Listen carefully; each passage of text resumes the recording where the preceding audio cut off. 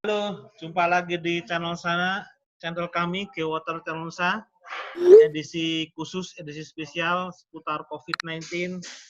Hari ini saya bergerak ke Australia bersama sahabat saya, teman saya yang sedang menempuh kuliah S3-nya di sana. Saya lupa di kampus apa, daerah mana, karena saya juga belum pernah ke Australia. Nasib saya belum pernah ke sana. Hari ini saya akan sharingkan sama sahabat saya ini tentang COVID-19 yang ada di Australia. Kita petik pelajaran dari sana.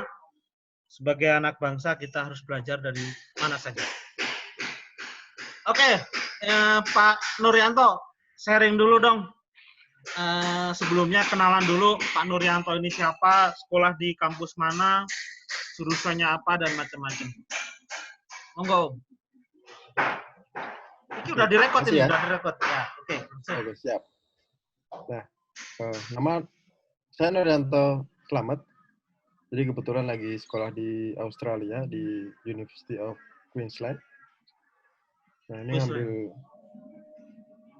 ngambil jurusannya ini environmental science and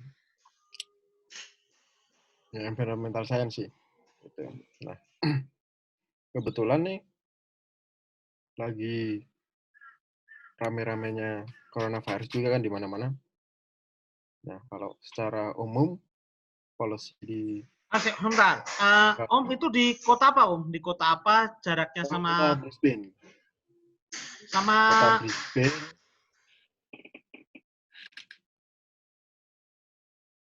Gimana? Sama apa namanya? Sama ibu kota negara, capital city Australia? Wah, jauh kalau. Jadi Australia itu kan hitungannya benua ya. Dari Brisbane ke Sydney aja sekitar 1000 kilo. 950 lah kurang lebih. Kayak Jakarta ke Nah, Temanggung itu mah. wah, lebih jauh lagi mungkin. Oh iya sih, Jakarta Ujung-ujung kan. Surabaya. Jakarta Surabaya itu hampir. Nah, terus dari Sydney ke Canberra, ibu kota kan Canberra. Canberra itu sekitar 100 kilo lah kurang lebih. 100-150 lah. Jadi kalau dari sini ke Canberra ya lumayan sih sebenarnya kalau. Cuman memang di sini ada 8 state, jadi ada 8 negara bagian, dan itu masing-masing negara bagian udah saling menutup diri. Jadi saya ke Sydney itu harus karantina 2 minggu. Jadi kalau dalam kondisi seperti ini, saya ke Sydney harus karantina 2 minggu. Saya ke Western Australia nggak boleh. Saya ke Victoria atau Melbourne itu karantina juga. Jadi masing-masing kalau lu udah lintas state, itu udah harus karantina 2 minggu. Dan ada beberapa warga yang kerja di state mana terus pindah ke mana kan kadang-kadang seperti itu. Jadi kayak kalau Jakarta orang Bekasi lah gitu. Kayak yang lintas state, lintas negara bagian kalau di kita provinsi itu harus punya ngisi form. Jadi mereka harus ngisi form, kemudian ke polis untuk dapat semacam approval, nanti dapat stiker di mobilnya. Jadi kalau dia lewat, ada stiker, dia boleh jalan. Nah, untuk mereka yang nggak punya stiker itu, di stop, ditanyain, mau kemana, mau ngapain. Jadi ini udah, istilah mereka kan, mereka punya beberapa stage ya. Jadi stage 1, stage 2, stage 3, sampai stage keempat. Oh, di negara fase ya, fase 1, fase 2, fase 3, fase 4 gitulah ya. Nah, itu istilah untuk apa namanya? Kayak waspada siaga gitu-gitulah. Nah, sekarang udah stage 3. Stage 3 itu hanya satu di bawah stage 4. Dan itu basically sih sebenarnya cuman boleh keluar kalau urusannya cuma 4 dalam 4 golongan lah. Satu untuk shopping cari makan, cari suplai makanan. Yang kedua untuk medical advice, nyari ke dokter atau apa gitu. Yang ketiga bekerja. Bekerja itu untuk mereka yang essential workers. Istilahnya kayak petugas kesehatan atau guru. Nah, di sini sekolah masih buka sih sebenarnya. Cuman sekarang lagi libur. Oke, nanti kita pertanyaan Oke. kedua tuh. Nah, yang keempat itu kita masih boleh untuk exercising. Jadi stretching keluar, jalan. Cuman nggak boleh bersosialisasi dengan orang.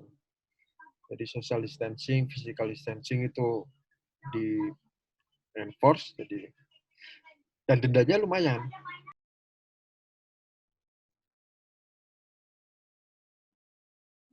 Halo?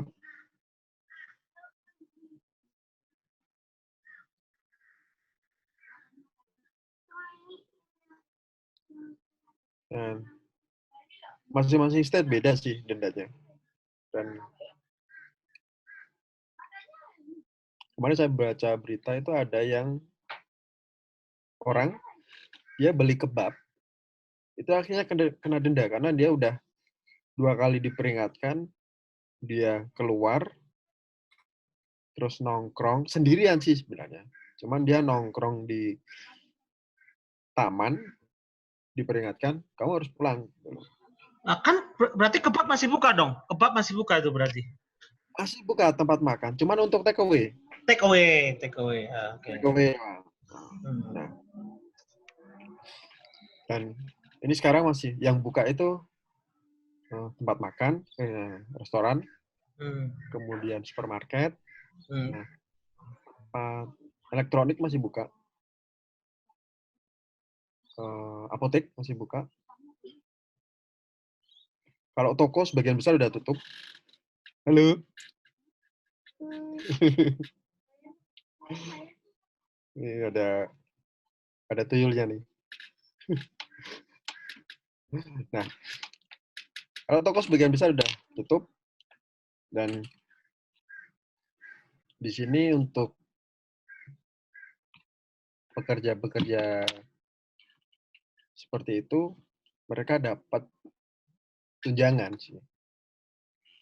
Jadi karena hampir terakhir saya baca sih udah ada sekitar 1 juta orang yang mengajukan tunjangan hidup karena pemerintah memberi tunjangan itu 1.500. Jadi ada proses mengajukan gitu ya, Ada mengajukan karena mereka beberapa kan memang kehilangan pekerjaan ya. Jadi kayak maskapai itu udah paling cuma beroperasi cuma 10%. Maskapai penerbangan itu udah tinggal 10% karena penerbangan keluar udah ditutup. Dan yang ke Australia juga nggak boleh kecuali Australian citizen sama permanent resident. Terus apa namanya? Sekolah sih kemarin minggu ini baru di. Jadi saya resumekan berarti prinsipnya ini udah hampir semuanya fase 3 ya atau state ketiga. Jadi state ketiga ini kalau di kita sih sudah siap. Awas ya, terlagi kan break itu katanya udah cukup krusial. Jadi setiap ini kalau state ketiga selain kalau di Indonesia kan sebenarnya kalau di jumlah jumlah sebenarnya udah masuk state kedua kurang lebih ya sudah mulai selain social distancing, physical distancing itulah nggak bisa cross gitu juga sudah mulai di masuk kota juga sudah mulai dikurangi. Kita masuk kota itu di stop lah gitu ada. Jadi kita udah masuk stage 2. Ini menarik juga kita masuk stage 3. Oke, sekarang masuk ke sekolah nih. Tadi Pak Nuryanto cerita kalau tadi apa namanya masih masuk atau gimana tuh? Bisa cerita nggak? Sekolah sama terutama saya fokus ke kampus nih, gimana aktivitasnya? Kalau kampus udah declare semuanya online. Jadi semester 1 ini sampai nanti Juni itu udah semuanya online. Nah, kampus dalam tanda kutip sih sebenarnya udah di shutdown kecuali lab. Nah, Kecuali karena lab ya, lab masih ya, masih ada aktivitas nah, ya. karena kan kita nggak bisa ngerjain sesuatu di rumah kan untuk lab gitu loh. Iya, iya betul. Oke. Nah, kecuali lab memang. Tapi secara umum sebagian besar itu udah shutdown. Library udah tutup, kampus juga udah tutup. Nah, bahkan untuk kayak saya yang PhD student itu diperbolehkan untuk membawa komputer dari kampus. Kita ngisi form, kalau kamu mau bawa komputernya boleh, kamu ngisi nanti kamu bawa pulang. Itu untuk kampus. Nah, untuk sekolah ini memang agak-agak. Sebentar, ini kalau kampus ini berarti pindah ke online ya? Pindah ke online ya? Ya, semuanya Oke. Karena semuanya online. ada beberapa negara beda-beda tuh. Jadi saya kasih contoh ya. Jadi misalkan Jepang. Jepang itu berhenti di Februari. Tapi kan Februarinya Jepang itu kan sudah end of semester. Jadi ketika ada liburan oke-oke aja. Yang unik lagi itu Malaysia. Jadi Malaysia ini cukup kreatif gitu. Salah satu kampusnya itu dia memindahkan yang harusnya liburnya Juni-Juli itu libur, ya sekarang itu libur. Jadi nanti Juni-Juli itu masuk. Itu Cuma digeser Malaysia. berarti Itu kan? biasa geser.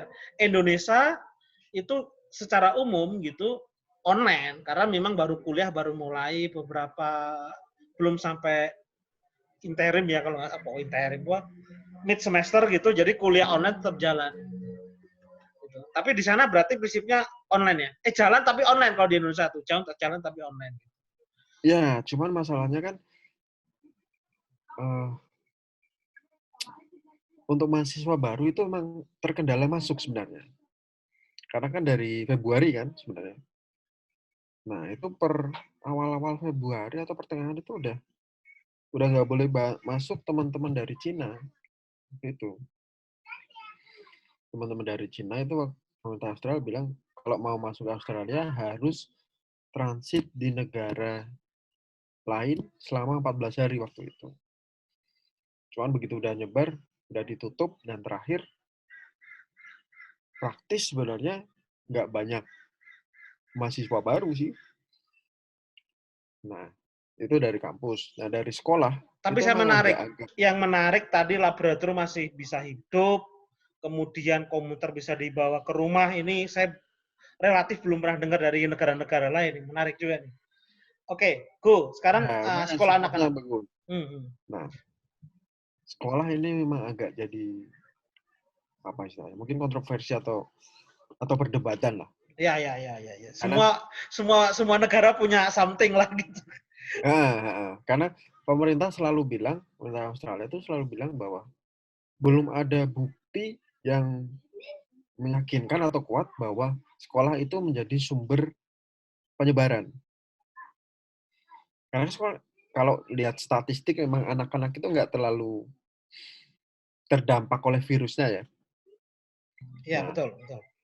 sampai minggu lalu itu sekolah masih buka. Walaupun tingkat Jadi di fase 2 pun 1-2 ya, itu sekolah masih jalan ya. Masih jalan. Minggu lalu tuh udah fase 3 sebenarnya. Masih buka.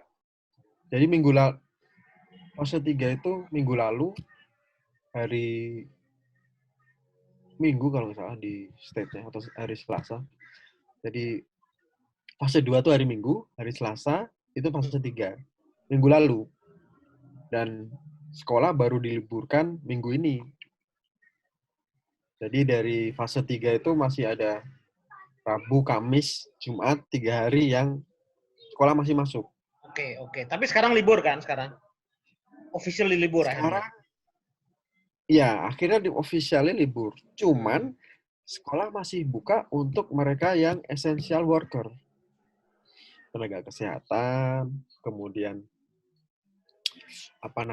kayak pekerja yang di supermarket itu kan. Oh ya, itu masih Mereka masuk ya. kerjanya kan luar biasa kan. Nah, Ya. itu masih bisa masuk.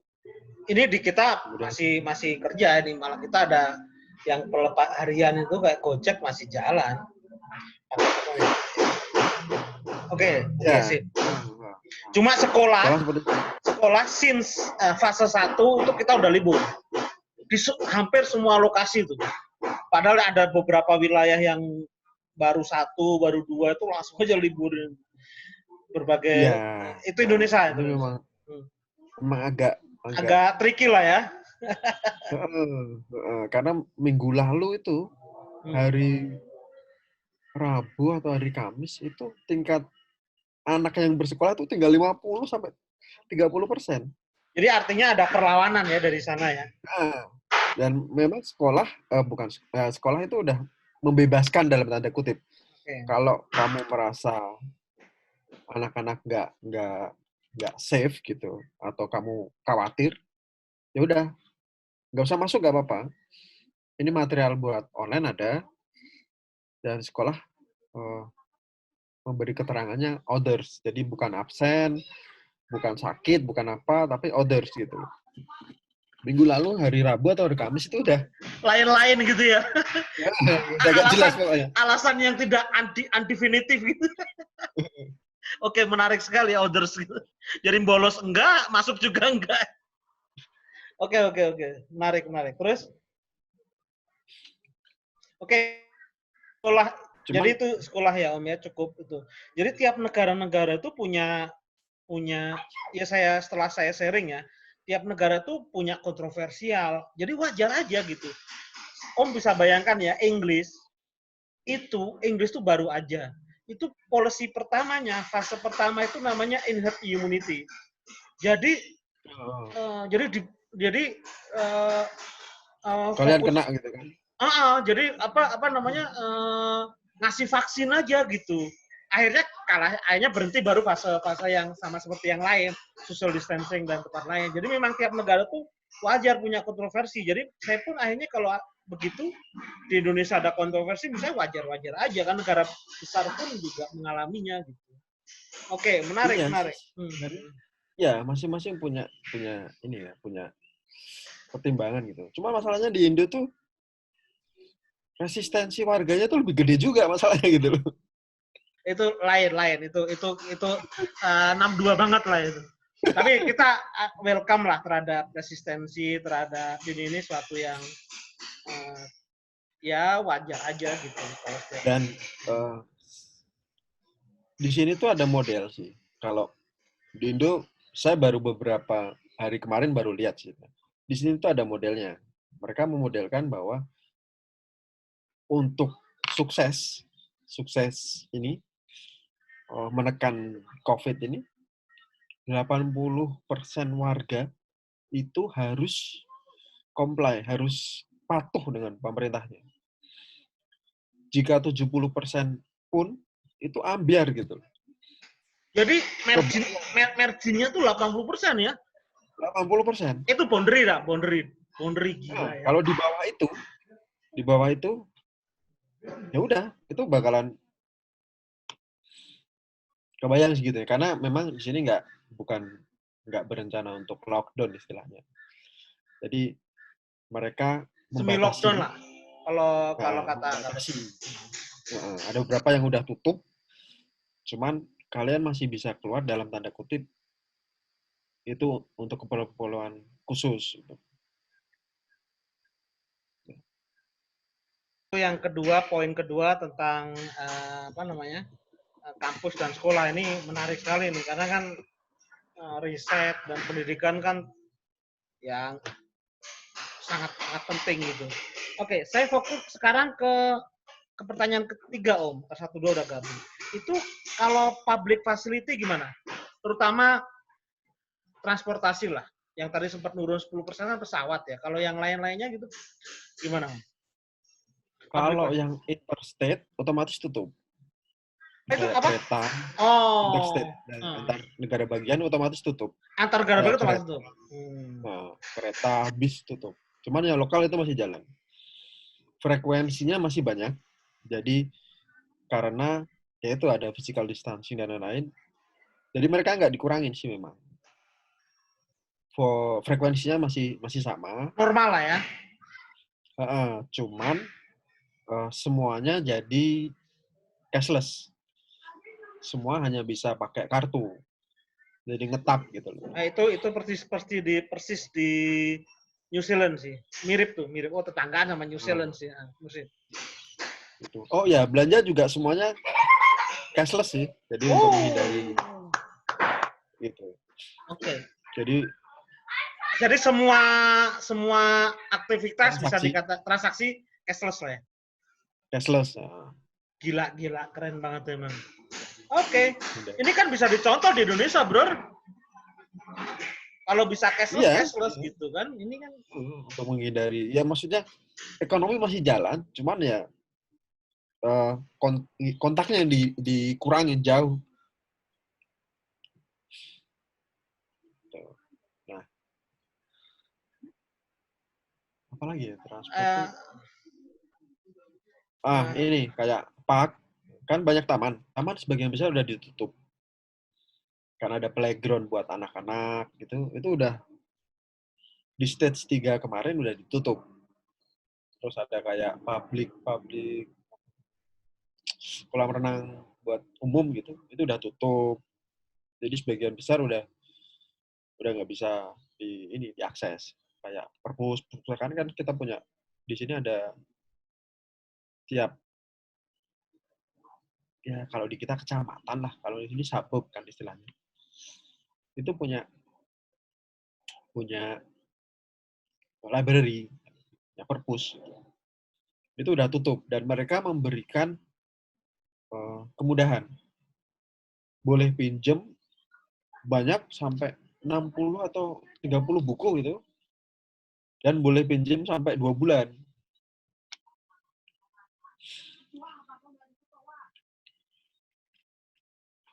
Itu. Halo? ya itu sempat rame juga, berarti orang-orang pada tidak hanya belanja makanan pokok tapi juga belanja hiburan lah gitu ya. Belanja hiburan yang gratis di tanda petik gitu. Masih dikasih kasih akses gitu. Karena toko elektronik tuh masih buka. Cuman kalau nanti di stage 4 itu toko furniture yang tutup. Jadi kasarannya lo ngapain beli furniture sekarang gitu. Cuman untuk elektronik itu masih bisa buka dan kayak mau beli game ya terus baterai, handphone gitu kan masih perlu juga itu. Gitu, kayak gitu-gitu. Kan nanti kalau berubah listrik kan jadi penting juga itu. Esensial lah. Listrik kan esensial equipment. Ya. Kalau kayak gitu masih bisa diakses. Jadi nggak kayak Cina yang benar-benar sampai ditutup atau Italia yang se-ekstrim itu gitu. Belum nyampe aja itu. Nggak juga sih, sebenarnya tiap negara punya polisi masing-masing sih. Kalau kayak Italia itu, saya belum tahu ya fix detailnya, belum tahu, mahasiswa sih lagi cari nanti kalau seberapa parah sih Italia itu. Oke Om, sekarang ke pertanyaan yang terakhir ini, itu masalah food supply sama terutama price sama demand itu gimana tuh? Apa sempat kosong atau sempat naik harganya? Saya cerita di Indonesia banyak yang naik, banyak lah. Gula naik, bawang kemarin saya nyari nggak ada. Ya, harga normal ya? Kalau dibilang normal juga enggak sih. Maksudnya naik tapi nggak banyak sih memang. Karena supply kan dibatasi. Kemudian sini juga sempat panik kan mereka. Jadi pas awal-awal stage 2 atau stage 1 ya mereka itu udah panik gitu. Cuma yang diborong tisu toilet. Nah, itu menariknya itu waktu itu. Kok bisa ya? Yang penting bisa beol dulu daripada makan. Oke. Ya cuma kenapa atau isu toilet ya juga nggak ngerti juga gitu. Alasan yang tidak bisa dijelaskan lah itu. Tapi demand sekarang nggak ada masalah ya? Kalau misalkan beli dibatasin gitu, ada nggak tuh beli? Dibatasin ya, semuanya dibatasin. Sekarang dibatasin.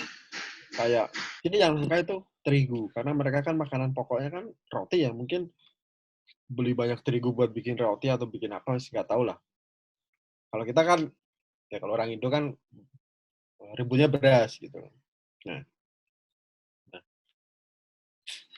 itu beli udah dibatasin. Tisu itu dibatasin, beli tisu apa namanya tisu buat meja makan itu yang kotak itu dibatasin maksimal 2. Terus tisu toilet juga maksimal 2. Beli gula atau beli apa namanya tepung terigu itu maksimal 2. Udah semuanya dibatasin sih. Oke, kalau itu harga enggak ya? Tadi saya lihat harga enggak, tapi pembatasannya. Kalau terakhir nih, social impact ada chaos, ada ya antrian membludak, kemudian sampai ekonomi apa ya, semacam public arogansi gitu atau kerusakan kriminal gitu ada nggak sih di sana? Sampai sejauh itu nggak sih? Ya ada sih tapi nggak banyak. Kemarin saya baca itu ada 2 pria di Sydney itu merampok isu toilet coba. Segitu. Itu kalau itu stres sih Om, kalau itu stres sih. Ya, jadi. Dan ini ada wanita waktu itu yang mencuri ini hand sanitizer karena emang langka di sini. Hand sanitizer langka dan baiknya mereka tuh menyediakan toko-toko itu sebelum masuk mereka nyediain. Sebelum masuk sanitizer dulu atau cuci tangan itu mereka nyediain lah di dekat pintu masuk gitu. Di Indonesia kalau itu sih sudah sih kayaknya udah masukin fase 2 ini emang ada hand sanitizer. Cuma kalau Indonesia kan bikin hand sanitizer kan nggak ada standarnya kali, semua orang bisa bikin gitu, jadi nggak tahu standarnya gitu. Tapi bungkusnya sih hand sanitizer. Saya tiap warung kok tiap warung kok beda-beda ya, yang ini lengket banget. Tapi oke lah, tapi kita welcome lah sama semua itu kan, udah biasa. Tapi bagusnya gini, kalau di sini kan budaya minum miras itu kan budaya kan. Nah, itu minuman dibatasin dan produksinya dibatasin. Alkoholnya dialihkan buat hand sanitizer. Kalau mabuk pakai hand sanitizer lah gitu katanya. Nah, itu bisa jadi. Oke. Oke Om, thank you banget nih sharingnya nih. Jadi ini oh ya bentar. Ada satu lagi. Kalau di Indo kan rame pada mudik kan. Nah, betul. Sama di sini juga. Oh gitu ya. Di sana ada budaya mudik juga ya? Bukan sih, lebih ke asumsinya mereka beranggapan bahwa penyakit ini penyakit kota besar. Kota besar yang ngeling dengan dunia luar. Bukan karena internal gitulah, jadi sehingga kota besar doang nih gitu ya, urban urban disease gitu. Nah, karena ngeling ke dunia luar kan gitu. Nah, itu udah banyak yang mudik juga pulang ke kampung halaman. Bahkan teman saya bilang, supervisornya dia itu ngemail bilang, kamu kalau perlu saya email aja gitu. Kalau perlu diskusi datang aja ke sini. Gitu. Saya udah istilah dia eksodus atau apa mengasingkan diri lah gitu loh di kota di kampung. Saya kembali ke kampung halaman saya bilang gitu. Ya selevel profesor aja seperti itu kebayang kan sebenarnya. Dan itu udah diperingatkan oleh pemerintah gitu loh bahwa jangan pada balik untuk ini kan kalau rame orang balik itu pas Easter ya, Paskah. Nah, itu minggu depan atau 2 minggu itu udah peringatkan jangan pada ke daerah karena fasilitas kesehatannya nggak mencukupi. Kalau sampai kalian kalau pindah ke daerah kan bawa virus, stressingnya bakalan lebih berat di daerah seperti itu. Ini quote paling bagus menurut saya. Ini harusnya dijelasin sama pemerintah. Jadi kalau kalian mudik itu bukan masalah membawa carrier, Harusnya dijelasin kayak tadi Om bahwa tidak hanya masalah bawa karir, tapi juga kalau kalian ada apa-apa di daerah, rumah sakitnya lebih nggak prepare kan. Ini kan harus dijelaskan. Ya. Oke, Om, thank you banget. Ini luar biasa. Jadi ini dari Brisbane University, laporan tidak langsung. Nanti saya minta izin saya upload, Om. Saya bikin kolase yang lain. Ini semoga jadi belajar. Jadi kita saya melihat Ya, nggak pakai kacamata kuda lah sebenarnya. Iya, gitu. Saya termasuk dulu negara kan beda-beda gitu. Benar beda-beda, tapi ada yang bisa positif kita ambil gitu dan macam-macam. Masing-masing negara saling belajar sih sebenarnya. Masing-masing saling belajar. Jadi kayak obat itu kan lewat WHO mereka saling belajar di negara ini pakai apa, seperti itulah. Terus kayak aksinya gitu kan, kalau di lockdown kayak gimana, terus ada beberapa negara yang social distancing aja, tesnya diperbanyak. Oke, good luck. Om, jadi ini sahabat saya satu kantor, tapi sekolahnya misah ya kita ya. Jadi Pak Nuryanto ini dulu di Jepang, saya kejar ke Jepang, dia lari ke Australia, kayaknya agak bermasalah sama saya ini. Tapi kita bersahabat, kita sering komunikasi, jadi memang karena kita satu kantor, kita pernah merasakan. Beliau background akademisnya S1 di UGM, S2 di Tokyo University ya, Tokyo ya? Ya. Tokyo University, terus di memang hobinya sekolah. Beda sama seperti saya, cuma beda level aja. Oke, thank you Om. Semoga cepat lulus, beres. Ini juga sudah tahun terakhir sebenarnya. Saya pikir udah harusnya lulus, tapi karena suatu hal ini, pandemi ini, jadi menurut saya wajar kalau lulus. Saya juga punya pengalaman Om. Waktu dulu kan, waktu saya di Jepang itu kan gempa Om. Ya kan? Itu berhenti 2-3 bulan lah, total 1 semester berhenti. Cuma saya beruntung waktu itu data sama lab udah selesai. 1 hari sebelum itu selesai. Jadi saya waktu ketika istilahnya off itu, saya nulis gitu. Jadi ada pelajaran menarik di sana. Oke, terima kasih. Nanti kita sambung lagi, nggak direkam kalau kita ngomongin bab yang lain. Kita sama saintis dalam komunikasi. Oke Om, saya off dulu ya. Thank you ya.